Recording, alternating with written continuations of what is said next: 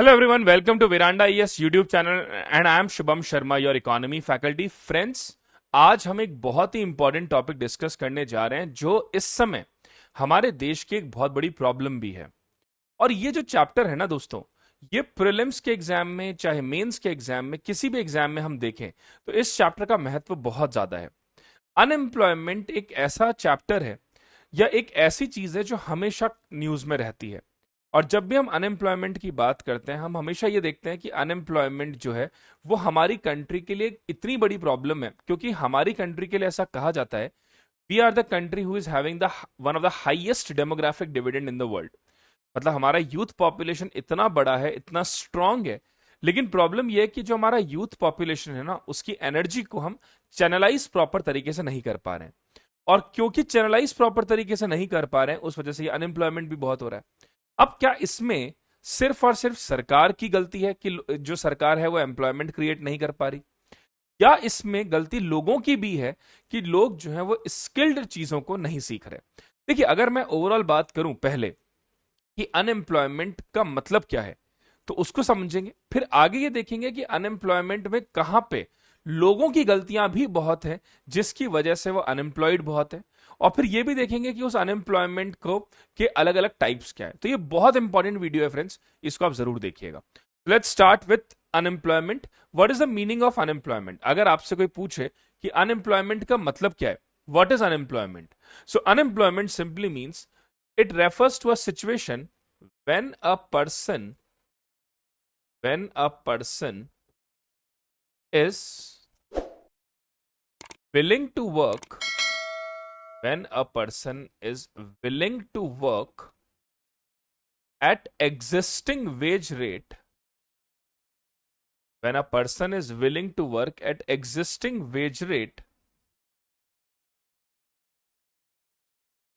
but doesn't get the work.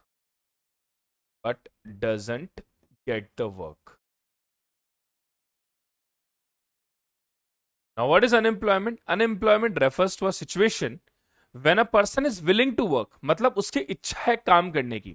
यानी कि यहां पर हम उसी को काउंट करेंगे अनएम्प्लॉयमेंट में जिसकी इच्छा है काम करने की। वो व्यक्ति इसमें काउंट नहीं होगा जिसकी इच्छा नहीं है। यानी कि we always include that person in unemployment who is willing to work. The very first criteria is the person must be willing to do work. He must be willing to do work at existing wage rate, but doesn't get the work. Now, what is the meaning of existing wage rate? That means the whatever the work he is performing, whatever the kind of wage rate you are provided. मतलब सबसे पहली चीज जरूरी है कि उस इंसान की इच्छा होनी चाहिए काम करने की। तो सबसे पहली जरूरी चीज है वो ये है कि इंसान की इच्छा होनी चाहिए काम करने की। दूसरा, इच्छा होने के साथ साथ में जो एग्जिस्टिंग वेज रेट है, यानी कि उस काम के लिए जो पैसा दिया जाता है उसको एक्सेप्ट करने में उसको कोई दिक्कत नहीं है। 200 रुपए दिए जाते हैं, 300 रुपए दिए जाते हैं, 500 रुपए दिए जाते हैं, उसको उस पैसे को लेने में कोई दिक्कत नहीं है, लेकिन उसको काम नहीं मिल रहा है, तब हम कहेंगे this is a situation of unemployment. I hope it is being clear to you. When a person is willing to work, जब कोई आदमी काम करना चाहता है एग्जिस्टिंग वेज रेट पे लेकिन उसको काम नहीं मिल रहा है, इसे हम अनएम्प्लॉयमेंट कहते हैं। आगे बात करते हैं कॉजेज ऑफ अनएम्प्लॉयमेंट। इसी के बारे में मैं बात कर रहा था कि क्या ये सिर्फ हमारी सरकार की गलती है कि वो लोगों के लिए काम जनरेट नहीं कर पा रही, या यहां पर गलतियां लोगों की भी है कि वो स्किल्ड नॉलेज या स्किल्ड तरह का जो इस समय जो वर्क पैटर्न चल रहा है दुनिया भर में, इस समय जिस तरह का जॉब रिक्वायरमेंट या जॉब डिमांड है, हमारा यूथ शायद उस चीज को समझ नहीं पा रहा है। तो अगर हम जाने कि इंडिया में अनएम्प्लॉयमेंट के कॉजेस क्या हैं, तो उसमें सबसे बड़ा जो कॉज है वो है लैक ऑफ स्किल्ड ट्रेनिंग।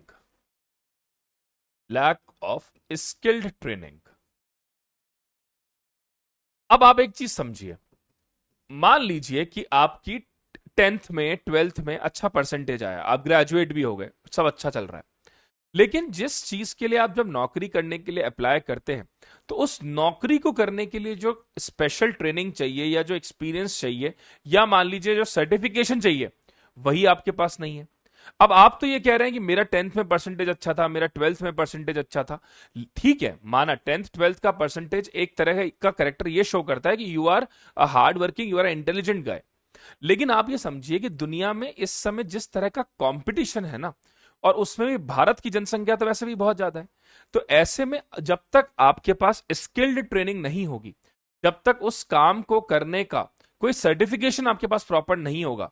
हाँ, बात अलग है कि आप फ्रेशर हैं तो आप अलग, तब भी लेकिन ट्रेनिंग करनी जरूरी होती है बहुत सारे कामों के लिए। इसीलिए आपने देखा होगा बहुत सारे जो कोर्स, जो जॉब्स होती है उन्हें पहले ट्रेनिंग करवाई जाती है। तो जो सबसे इंपॉर्टेंट चीज है जिसकी वजह से भारत में अनएम्प्लॉयमेंट है, वो है लैक ऑफ स्किल्ड ट्रेनिंग। दूसरा एक बहुत बड़ा रीजन है, वो है lack of manufacturing growth, lack of manufacturing sector growth. ऐसा कहा जाता है कि जिस देश में मैन्युफैक्चरिंग स्ट्रांग होती है, उस देश में एम्प्लॉयमेंट लगातार बढ़ते जाता है। अब इंडिया के केस में क्या है, हम आप सब जानते हैं 3 सेक्टर्स होते हैं, प्राइमरी सेक्टर होता है, सेकेंडरी सेक्टर होता है, टर्शरी सेक्टर होता है।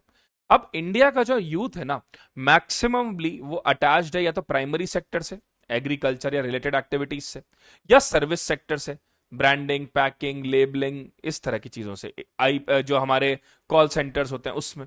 लेकिन आप अगर देखें तो मैन्युफैक्चरिंग सेक्टर हमारा अभी भी उस लेवल पर नहीं है जिस लेवल पर वो होना चाहिए।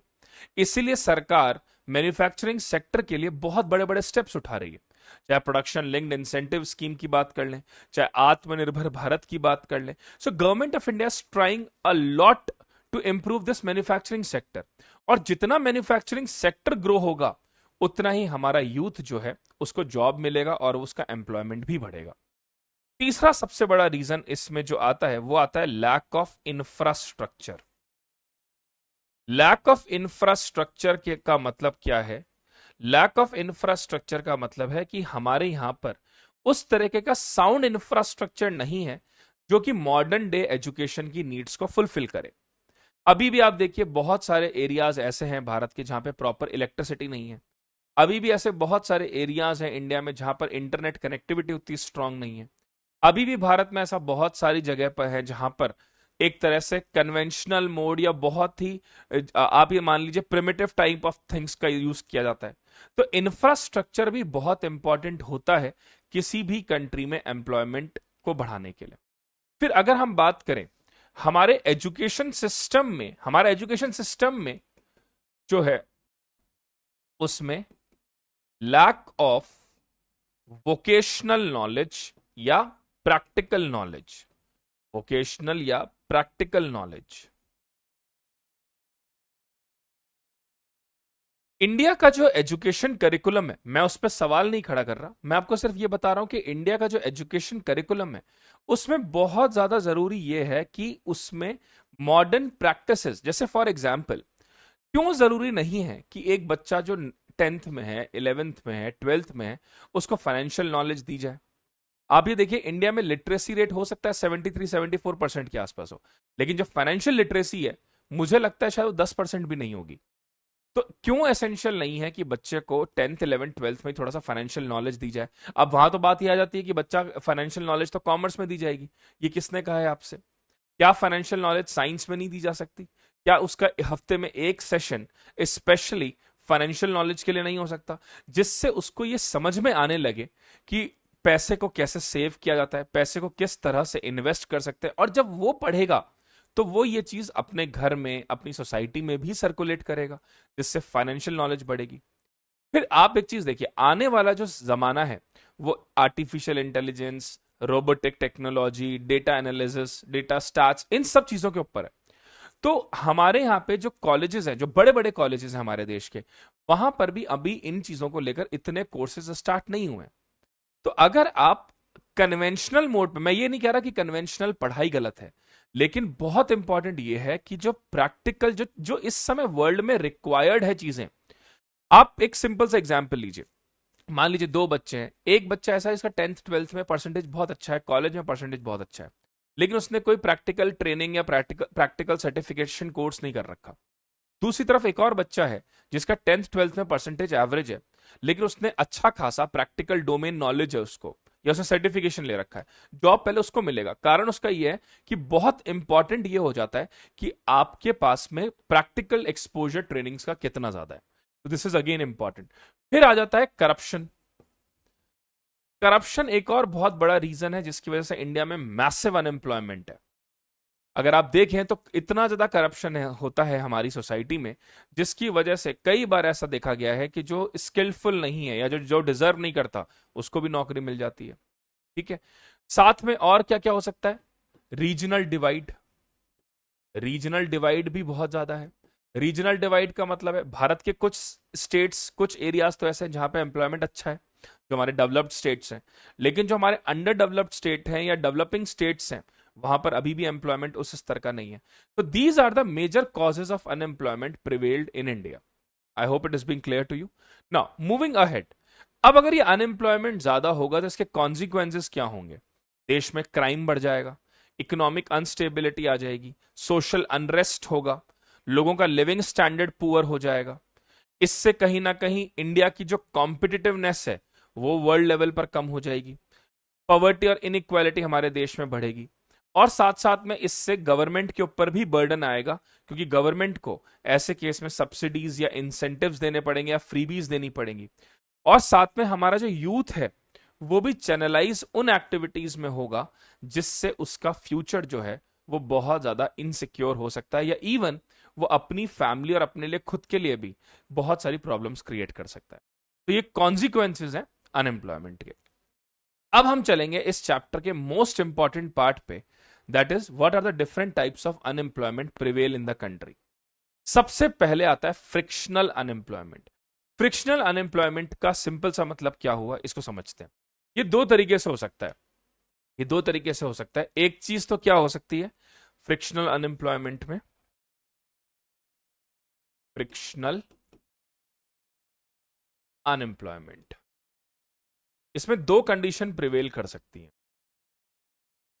फर्स्ट कंडीशन तो क्या है? Employee is fired by employer. भाई फायर्ड ही कर दिया, एम्प्लॉय को एम्प्लॉयर ने फायर कर दिया, ये एक तो पहली कंडीशन हो सकती है। दूसरी कंडीशन क्या हो सकता है? Time gap between two jobs. Let's say ये रमेश है, रमेश एक्स कंपनी में काम करता है, रमेश एक्स कंपनी में काम करता है।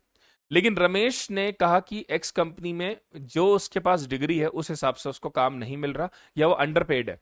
अब रमेश ने एक्स कंपनी से रिजाइन किया, और एक्स कंपनी से रिजाइन मान लेते हैं ये कर रहा है 1 अप्रैल को। 1 अप्रैल को इसने रिजाइन कर दिया एक्स कंपनी से। और जो वाई कंपनी है इसमें इसकी ज्वाइनिंग है 1 जून से। वाई कंपनी में इसकी ज्वाइनिंग है 1 जून से। तो ये जो गैप है, ये जो गैप है, ये 2 महीने का जो गैप है, इसे भी हम फ्रिक्शनल अनएम्प्लॉयमेंट कह सकते हैं।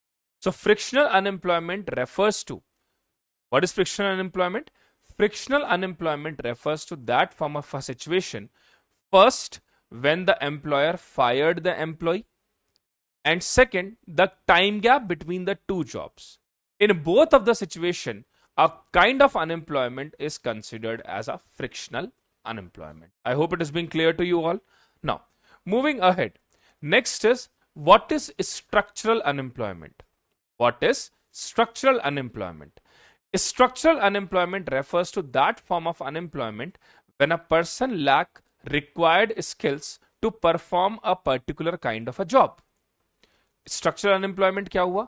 एक ऐसी परिस्थिति, एक ऐसी सिचुएशन जब किसी व्यक्ति के पास में रिक्वायर्ड स्किल्स ना हो किसी जॉब को करने के लिए। जैसे मान लीजिए किसी भी जॉब को करने के लिए मिनिमम क्राइटेरिया है कि ग्रेजुएशन होना चाहिए या पोस्ट ग्रेजुएशन होना चाहिए, कोई भी जॉब मान लीजिए। अब उस केस में वो व्यक्ति 12th पास है, तो he will not get the job. All the jobs are available, but he is not able to get the job, the reason being he doesn't have the required skills. So what is structural unemployment? Unemployment occur because of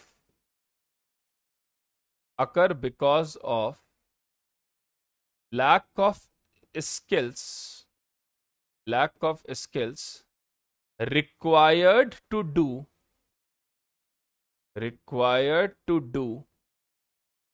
a particular kind of a job. A particular kind of a job. This is called as structural unemployment. That means unemployment occurred because of lack of skill that is required to do a particular kind of a job. This is structural unemployment. Okay मतलब required skills होनी चाहिए, अगर आपके पास वो नहीं है और उस वजह से आप अनएम्प्लॉयड हो, उसे हम कहते हैं structural unemployment. Next is what is cyclical unemployment. Cyclical unemployment refers to that form of unemployment when, because of change in the business cycle, a person can get unemployed when the economy fall in the burst phase. Now, economic cycle is divided into two major parts. First is boom period, another is burst period. During the boom period, when the economy is flourishing very well, the people who are getting job in that, we call that maximum people are employed during the boom period. But in reverse, when the burst cycle is there, most of the people remain unemployed because there are no further jobs for them. तो cyclical unemployment क्या हुआ, इसको भी समझते हैं. जैसे मान लीजिए ये बिजनेस साइकिल है हमारी. बिजनेस साइकिल में एक तो होता है बूम पीरियड, एक होता है burst period. Boom period means जब इकोनॉमी सबसे फ्लरिश्ड पार्ट पे हो, सब कुछ अच्छा चल रहा हो, मॉनसून अच्छा, एक्सपोर्ट्स अच्छे, प्रोडक्शन अच्छा, एम्प्लॉयमेंट अच्छा, स्टेबिलिटी, हर तरफ सब कुछ अच्छा है. This is boom. Now boom से आता है एक स्लो डाउन. इकोनॉमी में स्लो डाउन होता है. स्लो डाउन से आता है रिसेशन. स्लो डाउन से आता है रिसेशन. रिसेशन से आता है बर्स्ट, जिसे हम डिप्रेशन भी कहते हैं. फिर होती है रिकवरी. फिर होती है इकोनॉमिक ग्रोथ. Economic growth. और फिर आता है boom period. This is the business cycle. Now if a particular person is getting unemployed because of this burst period, we called it cyclical unemployment. And when a person is getting job because of this boom period, we called it that the economy is flourishing at that moment. So cyclical unemployment refers to that form of unemployment occur because of massive recession or depression in the economic system. Moving ahead, next is seasonal unemployment. What is seasonal unemployment? Seasonal unemployment refers to a situation when a particular season get over, the person get employed. Let's take a simple example. Most of the people who are making the sculptures, जो मूर्तियां बनाते हैं, अब जैसे कृष्ण जन्माष्टमी है, गणेश चतुर्थी है, या दुर्गा जी की पूजा का टाइम पीरियड है, तो the person is making the, जो मूर्तियां बना रहा है, आइडल्स बना रहा है उनकी. लेकिन जैसे ही वो फेस्टिव सीजन ओवर हुआ, वो पर्सन अनएम्प्लॉयड हो गया. या एग्रीकल्चर सीजन के केस में भी ऐसा होता है, जैसे हार्वेस्टिंग सीजन ओवर हुआ, the farmer become unemployed. That is the seasonal unemployment. Same goes with this example. These reindeers are getting unemployed once the Christmas get over. So seasonal unemployment refers to a situation when the particular season get over, the person get unemployed. This is seasonal unemployment. Okay. Next, what is vulnerable unemployment? Let's discuss that as well. Vulnerable unemployment. Now, what is this vulnerable unemployment?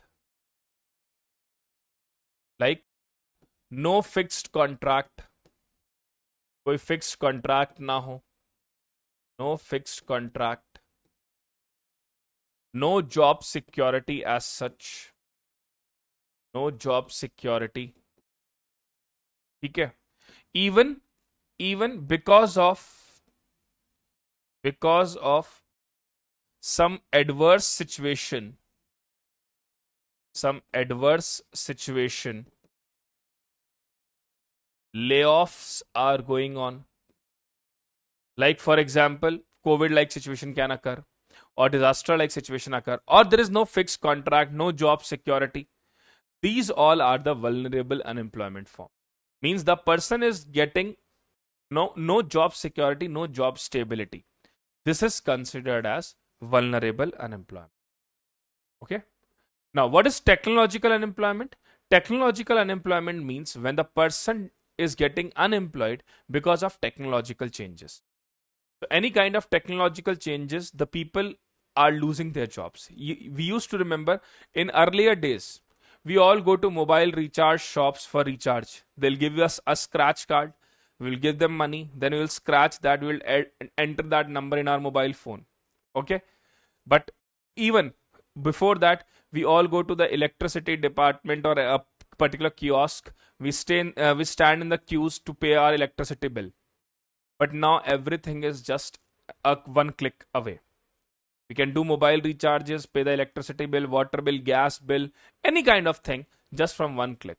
So those people who are engaged on those kind of jobs, it is a technological unemployment. Even now, this artificial intelligence, maximum because of AI, people are getting unemployed. So because of change in technology, when the person get unemployed, it is the meaning of technological unemployment. Let's discuss some questions on these types of unemployment. We need to tell the pairs which are not correctly matched. Okay. Frictional unemployment, temporary unemployment during transition between the jobs. This is correctly matched. Structural unemployment arise due to mismatch between workers' skill and available job. This is true. बिल्कुल सही है ये. Disguised unemployment, that we will discuss. More people are employed than actually needed, especially in agriculture. This is correct. Vulnerable occur because of lack of formal contract and job security. This is also correct. So, which of the following pair are, let's say, are correctly matched? Let's say we will make it. Which of the following pair are correctly matched? So, it's all four.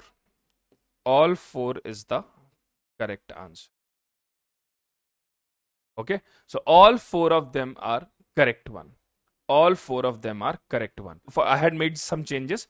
Which of the above pair are correctly matched? So all four are correctly matched. Okay, all of them are correctly matched over here. Okay, one more. What is disguised unemployment?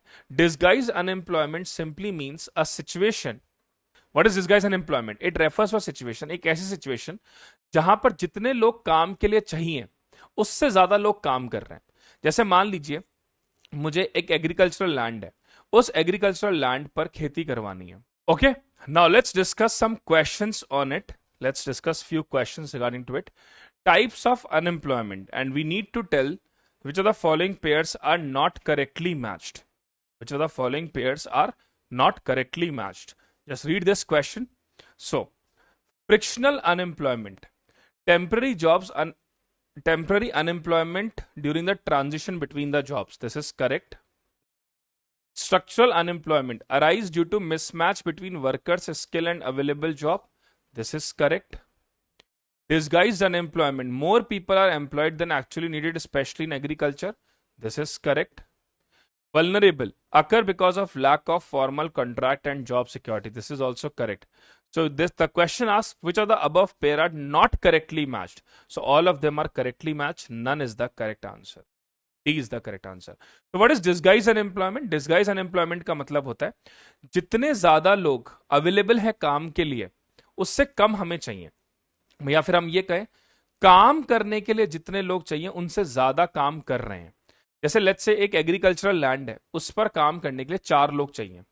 अब उस पर काम 10 लोग कर रहे हैं, तो काम करने के लिए 4 लोग चाहिए, कर 10 रहे हैं, तो 6 लोग एक्स्ट्रा वहां पे हैं, उनकी जरूरत ही नहीं है. तो this is disguise unemployment. Means the people who are working on that land are more than actually required. This is disguise unemployment. I hope it is being clear to you all what is disguised unemployment. Now, moving ahead, discuss the next segment, unemployment trap. What is unemployment trap? Unemployment trap refers to a situation when the number of people or when a particular person, if he will do the work, he will not be able to get that much of returns. What if he is not doing the work? जैसे मान लीजिए एक लड़का है जिसका नाम है Tom, इसके 4 बच्चे हैं. टॉम एक विडोवर है. अब वहां पर यूएस गवर्नमेंट इसको वीकली इनकम दे रही है, 100% रेंट एग्जम्पशन दे रही है, चाइल्ड प्रिस्क्रिप्शन मेडिकल पे फ्री दे रही है, और टॉम एक अनस्किल्ड वर्कर है. तो हम कहेंगे this is the situation of unemployment trap. यानी कि टॉम एक अनस्किल्ड वर्कर है. अगर ये यूएस में काम करता तो इसकी तनख्वाह बहुत कम होती, लेकिन क्योंकि ये विडोवर है तो इसको जो बेनिफिट्स यूएस गवर्नमेंट दे रही है वो इतने ज्यादा हैं कि अगर ये काम करता तो कभी ये बेनिफिट्स उठा नहीं पाता. Unemployment trap refers to a situation when a person, if he is not doing the work, he will be in more better position if he will do the work. This is the meaning of unemployment trap. Last topic regarding to Lorentz curve. All that is not directly related to unemployment, but a question can be asked regarding to inequality. So guys, this is the percentage population here. This is the percentage income here. Now this black line, ये जो नीचे है x axis पर ये population है, y पे income है. ये जो ब्लैक लाइन है ये लाइन ऑफ इक्वालिटी शो करती है. यानी कि 20% पॉपुलेशन के पास 20% इनकम, 40% पॉपुलेशन के पास 40% इनकम, 60% पॉपुलेशन के पास 60% income. This black line shows line of equality. और ये जो रेड कर्व है ये लॉरेंस कर्व है. ये शो करता है एक्चुअल रियलिटी. 40% पॉपुलेशन के पास 5% इनकम, 80% पॉपुलेशन के पास 20% income, like this. So this Lawrence curve ये हर देश के लिए अलग हो सकता है. अब जितना ये लॉरेंस कर्व इस लाइन ऑफ इक्वालिटी से दूर जाता जाएगा, यानी कि ब्लैक लाइन से ये रेड कर्व जितना दूर होता जाएगा उतनी ही इनइक्वालिटी बढ़ेगी, और जितना ये क्लोज होता जाएगा उतनी ही इक्वालिटी बढ़ेगी. तो इसको नापने के लिए एक चीज होती है, इसको हम कहते हैं गिनी कोफिशिएंट. ये गिनी कोफिशिएंट क्या होता है? Gini coefficient is equals to x upon x plus y. This is the formula. So this is right angle triangle. Let's say A, B और C. ये एक राइट एंगल ट्राइंगल है. हम ये मान लेते हैं कि जो राइट एंगल ट्राइंगल है ABC, ये है हमारा 100, और x जो है वो इसके बीच का ये एरिया है, वो ये एरिया है. अगर x 20 हुआ तो गिनी कोफिशिएंट हुआ 0.20, 0.2. अगर ये 30 हुआ तो गिनी कोफिशिएंट हुआ 0.3. अगर ये 50 हुआ तो गिनी कोफिशिएंट हुआ 0.5. तो जितना ज्यादा गिनी कोफिशिएंट बढ़ता जाएगा उतनी ही इनइक्वालिटी बढ़ती जाएगी. तो आप मुझे कमेंट में लिखकर बताओ कि हाईएस्ट इनइक्वालिटी कब होगी. हाईएस्ट इनइक्वालिटी तब होगी जब ये x 100 हो जाए, यानी कि 100/100, यानी 1 पर हाईएस्ट इनइक्वालिटी होगी. दैट मींस ये जो रेड कर्व है, जब ये पूरा x एक्सेस पे आ जाएगा तब हाईएस्ट इनइक्वालिटी होगी. और सबसे ज्यादा इक्वालिटी कब होगी? सबसे ज्यादा इक्वालिटी जब होगी जब x 0 हो तब, यानी जब गिनी कोफिशिएंट 0 पे आएगा तो सबसे ज्यादा इक्वालिटी रहेगी. तो this is the meaning of Lorenz curve and Gini coefficient. एक क्वेश्चन देख लीजिए इस पे. Consider the following statement regarding Lorenz curve and Gini coefficient. Lorenz curve represent the cumulative distribution of income और wealth in a society. Correct. A Gini coefficient of 0 indicate equality, while a coefficient of 1 indicate inequality. True. The farther the Lorentz curve lies from the line of equality, the lesser the Gini coefficient. The farther the Lorentz curve lies from the line of equality, जितना बढ़ता जाएगा, the lesser the Gini coefficient. तो देखो अब यहाँ पे क्या लिखा है? The farther the Lorentz curve lies from the line of equality, जितना दूर होता जाएगा, the lesser the Gini coefficient. No, the Gini coefficient is more here. This is wrong. So 2 only is the correct statement. So guys, this is all in our class for today. I hope आपको अच्छा लगा होगा आज का class. इससे पहले भी हमने बहुत सारी क्लासेस हमने बनाई हैं जिसमें इकोनॉमी कैसे पढ़ना चाहिए, सिलेबस कैसे कवर करना चाहिए, माइक्रो मैक्रो का डिफरेंस, जीडीपी, इन्फ्लेशन के टॉपिक. तो आई होप आपने वो वीडियोस भी देखे होंगे. अगर नहीं देखे हैं तो उन वीडियोस को जरूर देखिए. आज की क्लास में इतना ही. Thank you so much. God bless you. Veranda IAS, where your dream becomes reality.